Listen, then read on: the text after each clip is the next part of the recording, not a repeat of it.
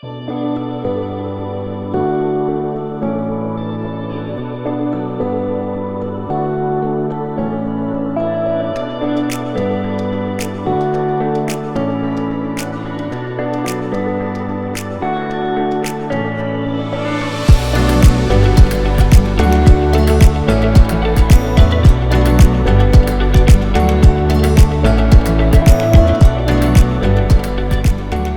is up, guys? My name is Lex. Welcome back to the vlog. We are out here by my apartment complex pool. I try to come out here maybe 2 or 3 times per month, and a little bit more now that it's going to be my last month in Florida. And I've touched a little bit about that, how I'm moving away from Florida and going to be going to Texas. And I want to give you guys a little bit more background behind this. So about 2 years ago, I was in a long, serious relationship that ended, and I had to find a place to live here in Miami. So I talked to a couple of my friends and a couple of my poker buddies, and me and my friend decided to move in here, which is about half a mile from Magic City. Great proximity, super close to the place I was grinding 1, 2, and 2, 5.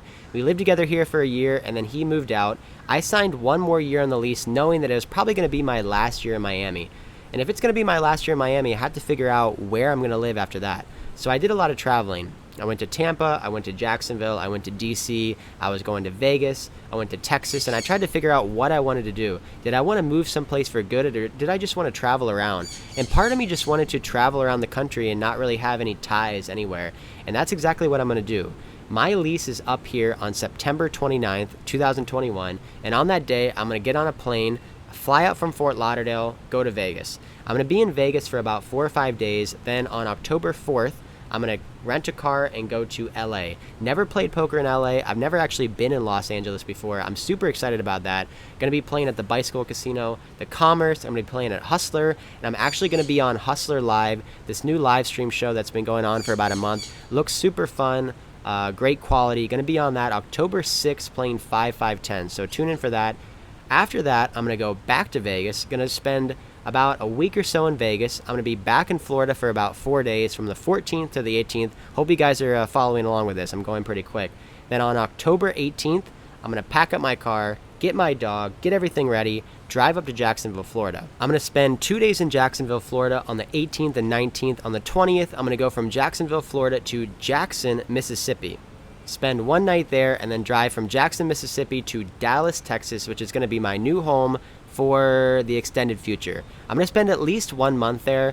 I'm going to grind poker. I'm going to try to find a gym and explore the city and hopefully have some fun. During that time when I'm in Dallas, I'm also going to be making trips to Austin, trying to play on the live stream, TCH Live and the Lodge Live and all that stuff like that. But I don't really have a set plan about how long I'm going to be in Texas. I don't know if I'm going to be there for a month or maybe a couple months or a year. I just don't really know yet. But I'm excited basically to be homeless and just kind of roam around the country, go wherever I want. Maybe I want to go back to LA, maybe I want to go back to Vegas, maybe DC, maybe back to Florida. I don't know yet. So I'm pretty excited about this. I'm excited to take you guys along with this crazy journey that I'm going to be on, traveling around the country, playing poker, making vlogs. Hope you guys enjoy it. But that is the intro today. A long talk.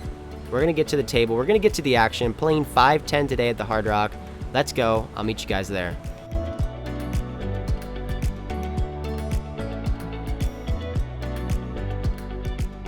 First hand we're going to go over, we have pocket queens in later position. There's a limp. I make it $55. The big blind calls and the limper calls. Going to the flop, which is not too great for us. It comes out ace, king, high. When it checks to me, I decide to check this one back. The turn card is another ace. It's the ace of hearts, giving us the nut flush draw. It's a little bit less likely now that my opponents will have an ace now that there's 2 on the board. Big blind checks. Now the limper leads out for $55. I could be good here with my pocket queen sometimes, and I do have the nut flush draw, so cannot be folding. I make the call for $55. Going to the river, which is another heart. It's the 3 of hearts, so we end up making the nut flush, but the board is paired.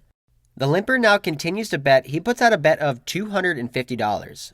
So now I have to decide, should I just call or should I raise? I do have the nut flush here, but the board is paired, but there's not many full houses my opponent can have. He limp pre-flop, so he shouldn't have aces, kings, ace, king, or even pocket sevens. So there's not really any hands that I'm losing to. I can raise here small, trying to get value from a jack or a 10 or maybe even an ace. So I decided to put in a raise. I make it $550 and he folds pretty instantly. So it looks like he was bluffing. We take down our first pot here at Hard Rock. We are playing shorthanded now at the must-move game. The button limps for $10. I look down at pocket aces in the small blind. I make it $55. The big blind folds. The button thinks for a little bit of time and folds. So no action here with pocket aces. At the main game now with the mandatory straddle, the button opens to 75. I have pocket jacks in the big blind. I make it 250 and he makes the call. The flop comes out 9 high and I put out a pretty large c-bet. I make it $250 and he folds.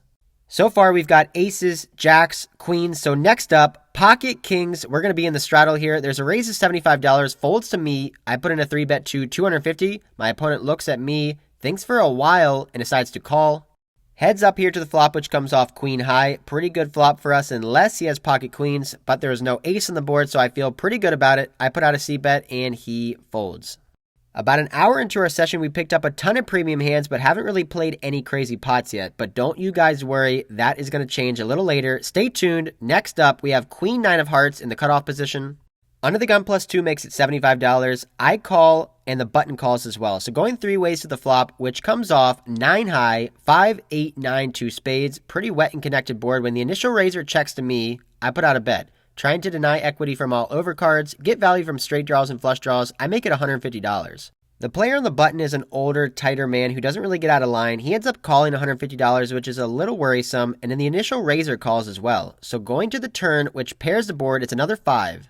The initial raiser checks to me again, and now this is a pretty close spot. Should I check and pot control, or should I keep betting? And I think there's a lot of hands that can still call me that I don't want to give a free card to. Any straight draw with 2 overcards, or a flush draw, or possibly even a worse 9 like 9-10 or jack 9. So I continue to bet here for value and protection. I make it $300.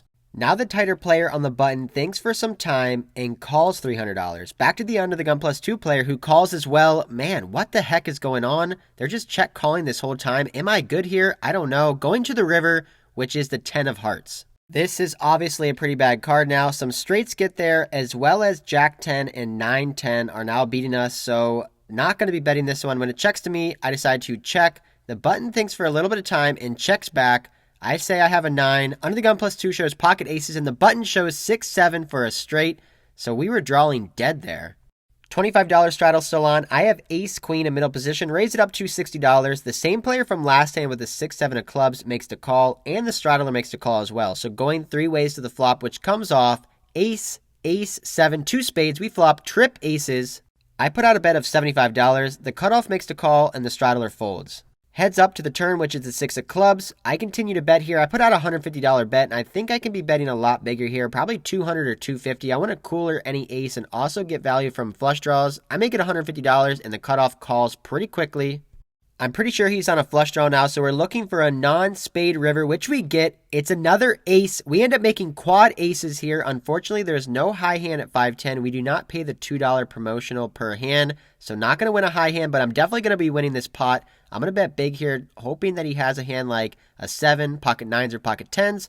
I put out $500. He pretty quickly folds, showing king jack of spades. We are making quads on the vlog. Moving on to the next hand, which is a big pot alert. Hope you guys are ready. The button raises to $75. A very tight professional player makes it $250 in the small blind. I look down at ace king in the big blind. This is a pretty interesting scenario here. There's a raise to 75. A very tight player makes it $250. I'm going to be putting in a 4-bet here. I don't want to call and let the button come in behind me and play out of position. I make it $600 here. Cold 4-bet coming in. The button folds instantly, and now the action's back on the small blind. He can be 3-betting with a pretty wide range given the fact that the button opened. He can have a lot of ace-jack offsuit, ace-queen offsuit, big pocket pairs, some suited connectors, smaller pairs, maybe some wheel aces. So when I put in the cold 4-bet here, I think he's going to be folding about all those hands, except for his big premium hands like jacks, queens, kings, aces, and ace-king and ace-queen. So he thinks for a little bit of time, and a little background on this player. He is considered a rock. He never gets out of line. He's been playing 5-10 professionally for years.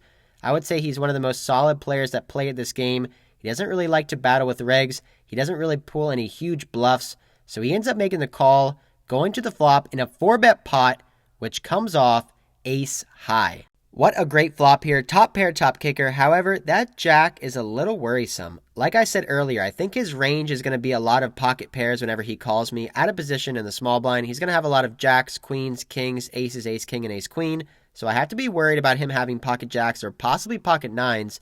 I put in a very small c-bet here. I put out a bet of $275. He thinks for a little bit of time, asks the dealer how much it is, and makes the call.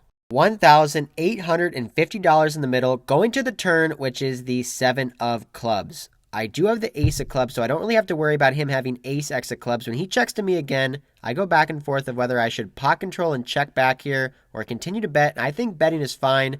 I can still get value from ace queen or possibly ace 10 suited. And if he has a gut shot with a flush draw like king queen of clubs or king 10 of clubs, I want to get value from that hand.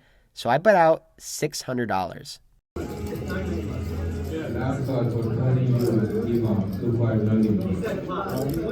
All in.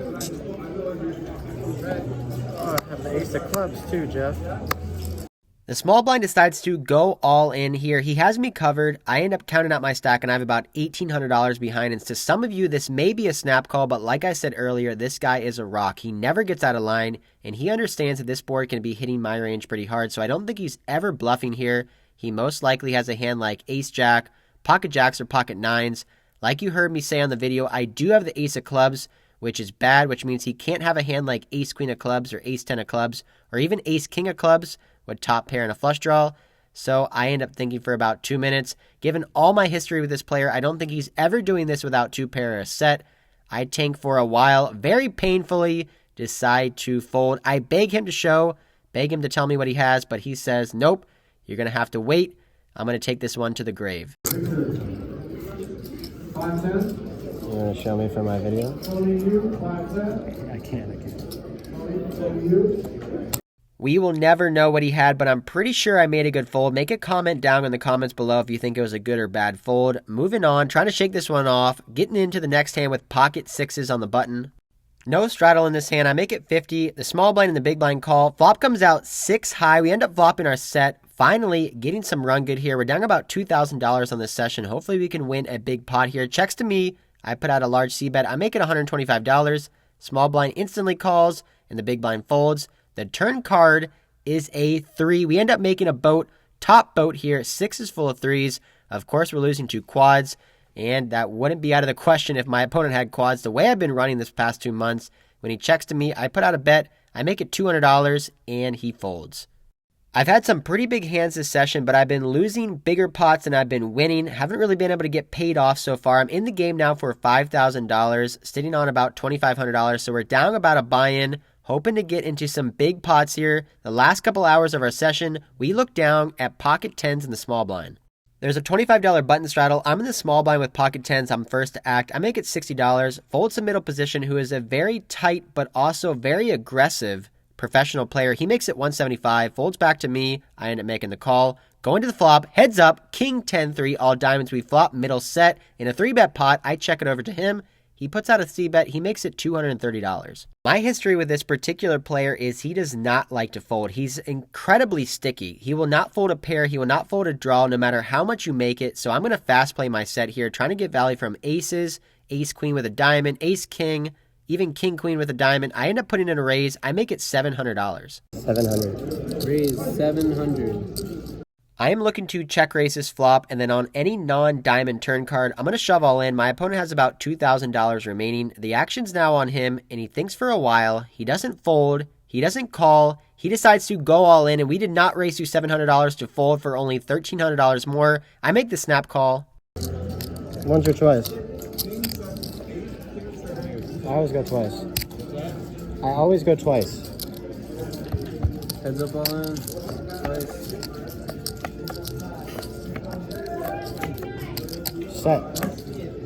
Set. We do not improve to a full house. I show my pocket 10s. My opponent shows 6-7 of diamonds. He ended up flopping a flush. We did not get there. We end up losing a pretty massive pot there. We end up getting a count. He has $2,100 behind. God, just a gross spot. I'm already in the game for $5,000, down 2.5K, and we end up losing about $2,300, flopping a set in a 3-bet pot, in a straddle pot. Just really nasty. I end up paying him off, adding on for another $2,000. I'm in the game now for $7,000.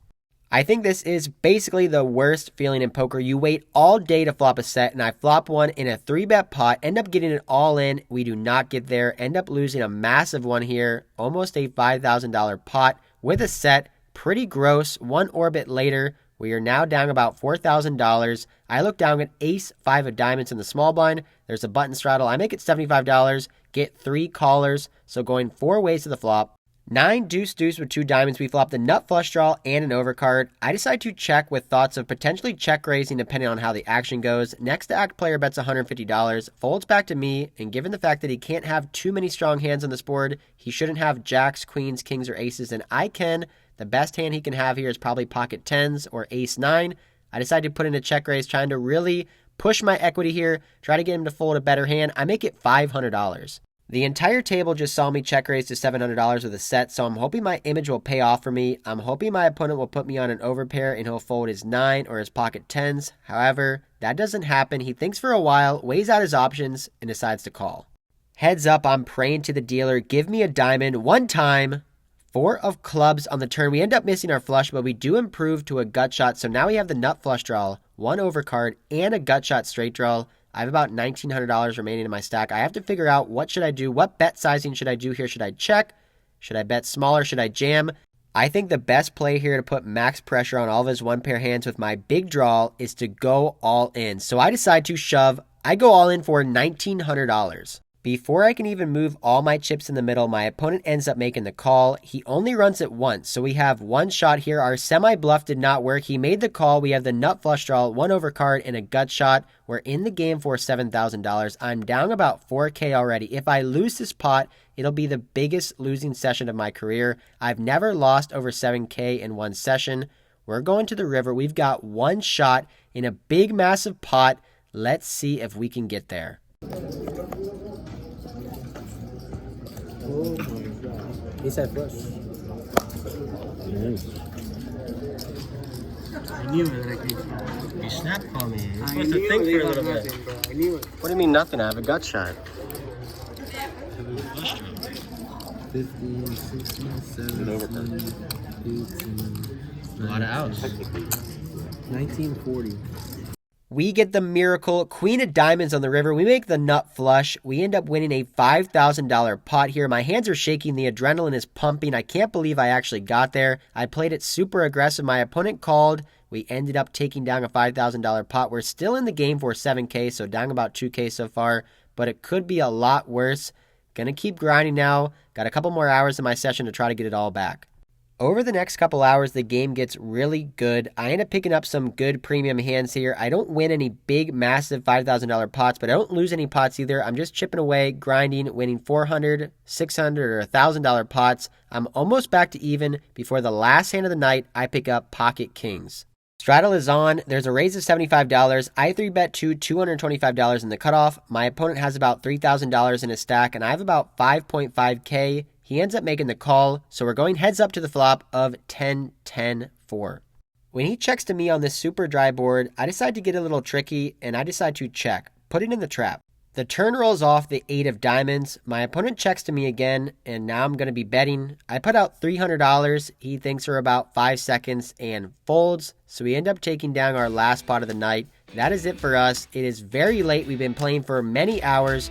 We decide to rack up our chips, head to the cage, and cash out.